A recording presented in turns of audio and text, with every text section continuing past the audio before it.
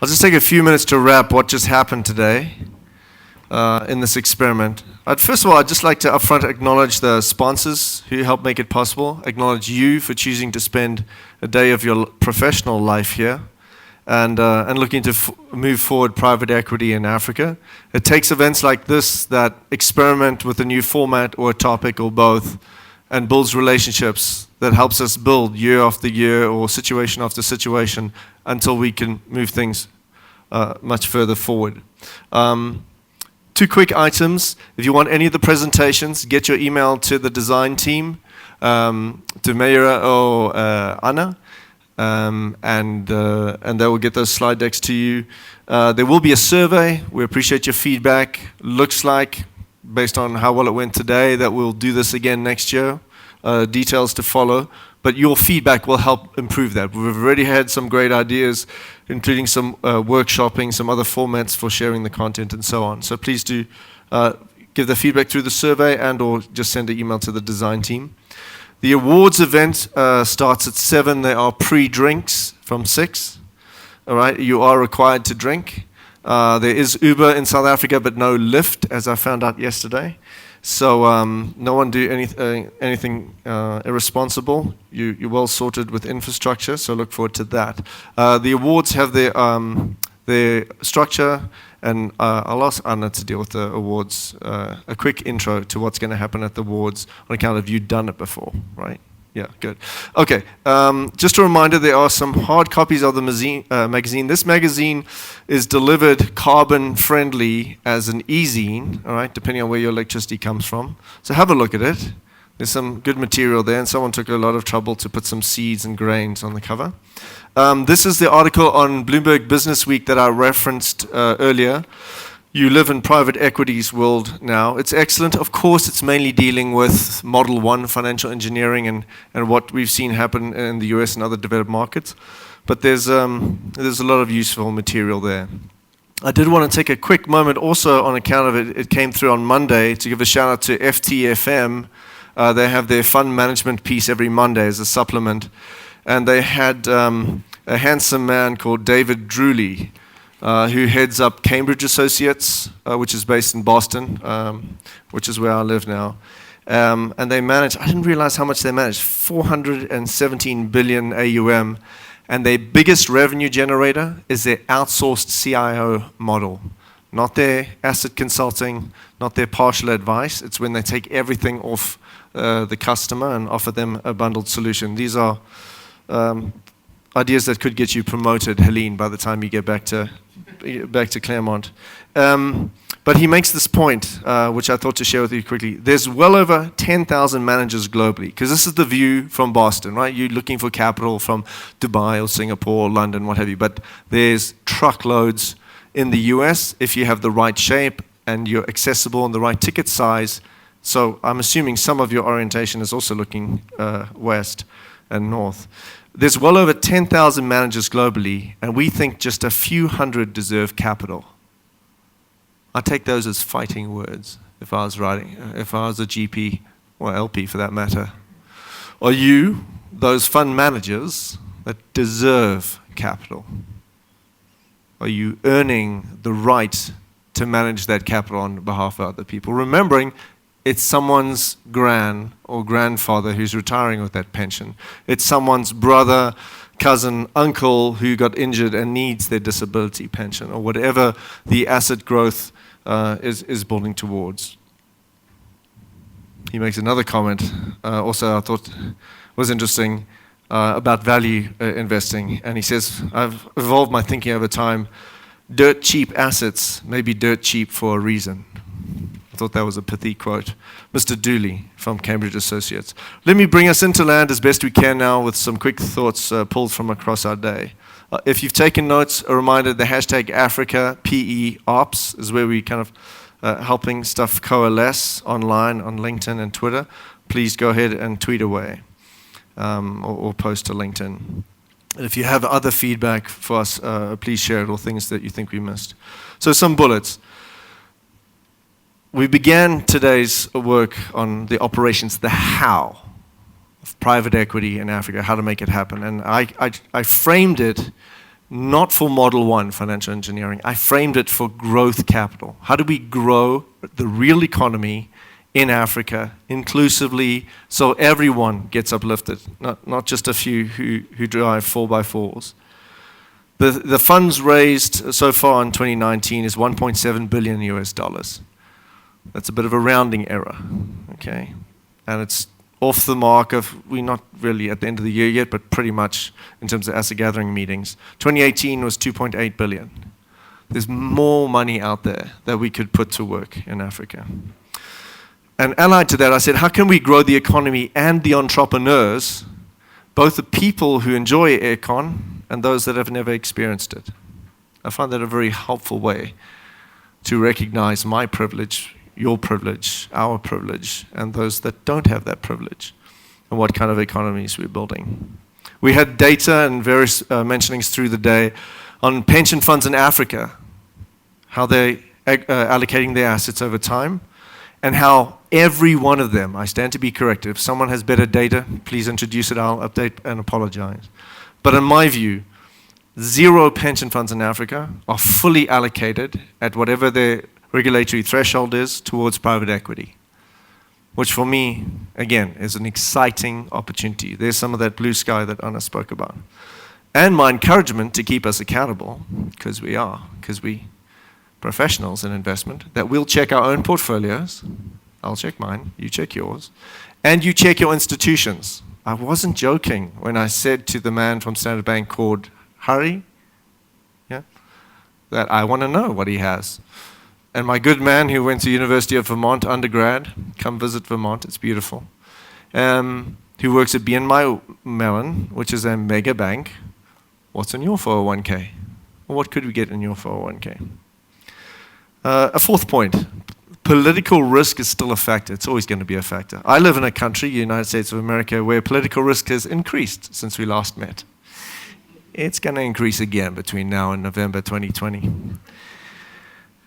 But I liked some of the interaction that happened in the forum. It's a forum, we came here to work, where some of the pushback from Henry was about, well, don't just look at the national level data. That's averaging out too much. And fair enough, maybe you should be looking at the city level or at city clusters, adopting the class of Porter competitive advantage framework. You're looking for the clusters of industries or verticals working together. And also watching for year-on-year data blips or anomalies that throws out what you have. Fifth, we had an appeal to hire more lawyers. That really it touched my heart. As a law graduate, we need more lawyers. And we thank you that there's so much opportunity to do that. I hope we don't get more lawyers. I'd like more engineers. I mean, I like lawyers. I speak law. Maybe we do need more lawyers. I don't know. You can think about that on the way home.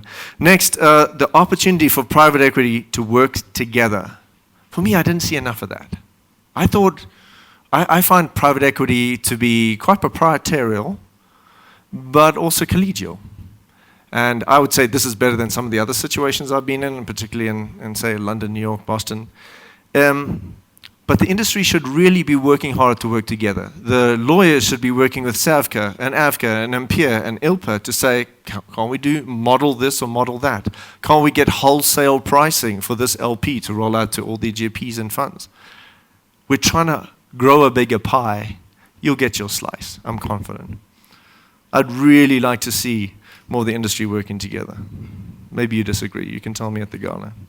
The private equity performance data is too onerous, and I was expecting this. In some ways, what I heard was even worse than I was expecting. There's just and the ways it came through, and I appreciate the people in the panels, but also in the other conversations I've had who've been quite frank and sharing some of what they know with me and with you all. So the key issue is how to cut to the core KPIs. What can tell the most compelling story about your investment opportunity and the experience of that to your investors that you have a duty of care to? How can you talk about the outcomes and the impact and the exits? And allied to this is the ability to tell stories. We are in a season of looking for better storytelling, facts-based, of course. We don't need hype and hubris.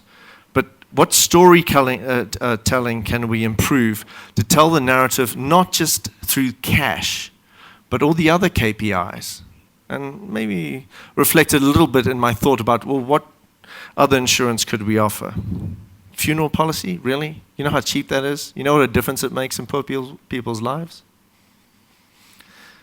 Think about it. Next, the opportunity in digital. For me, I thought I would hear a bit more of that. We did have some solid input in the afternoon.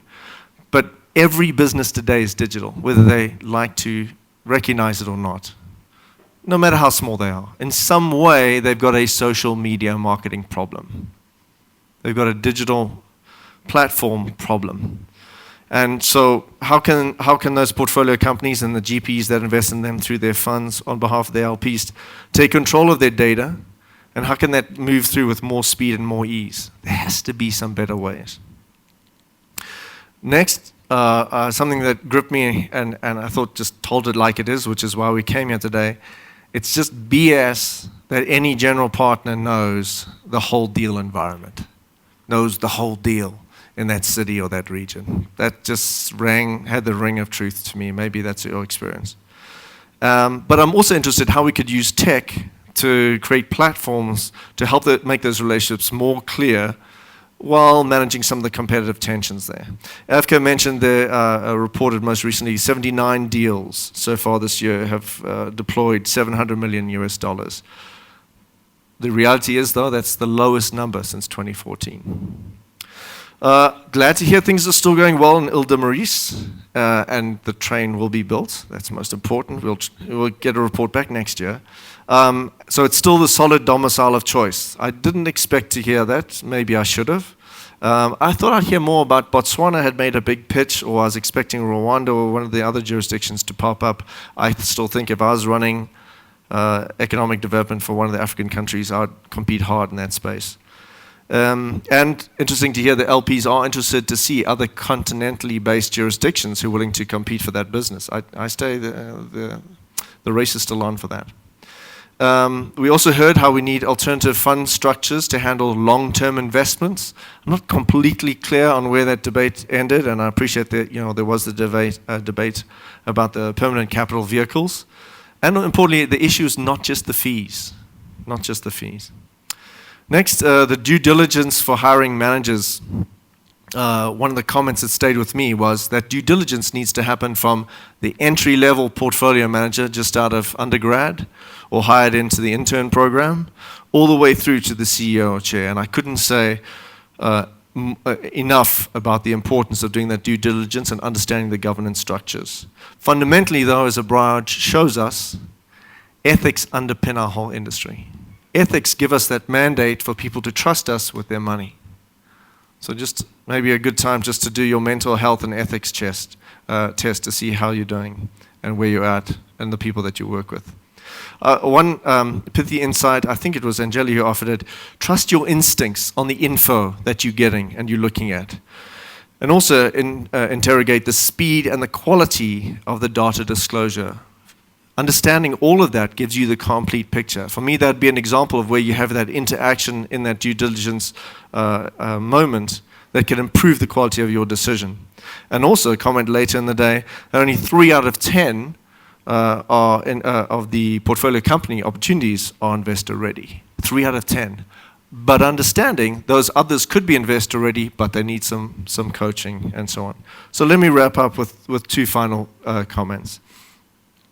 We are also, we have a great opportunity in Africa to improve the social license to operate of investment people. There's some people in the financial management, financial services space that are now viewing financial services as an extractive industry, saying there's a class of practitioners who are effectively extracting wealth from frontier and emerging markets and returning that to shareholders elsewhere or moving with their skills. They're not really growing the real economy from down below. They're saying, what is the social license to operate of the financial services sector? We're used to hearing that in mining.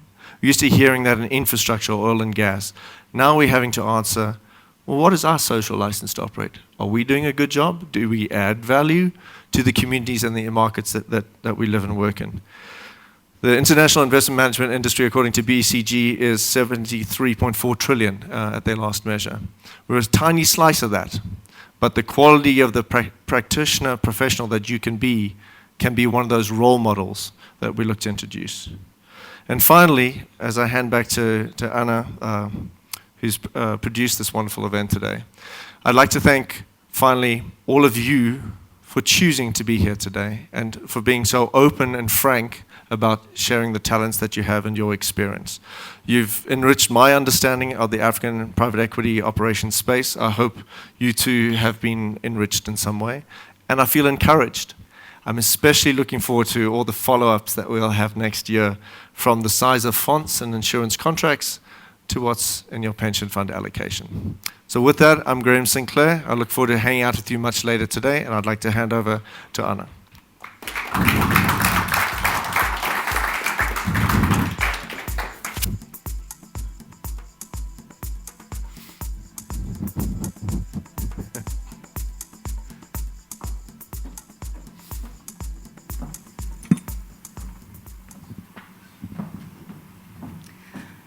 От лица нашей организации я хочу сказать большое спасибо всем тем, кто пришел и поддержал наш первый африканский форум, посвященный операционным рискам и бэк-офису в фондах частного капитала. Now I'm messing with you, I'm sorry. So Graham thought it's funny and insisted that I speak in Russian. But now on a serious note, thank you very much for being here tonight, for being part of this forum, and for being part of this new initiative. Thank you to our sponsors for making this event a reality. I hope to see you all next year for the second edition of the forum.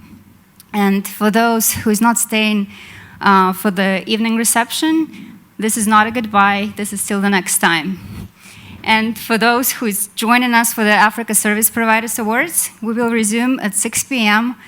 in the lobby at the champagne reception sponsored by IBIS Consulting. Thank you very much.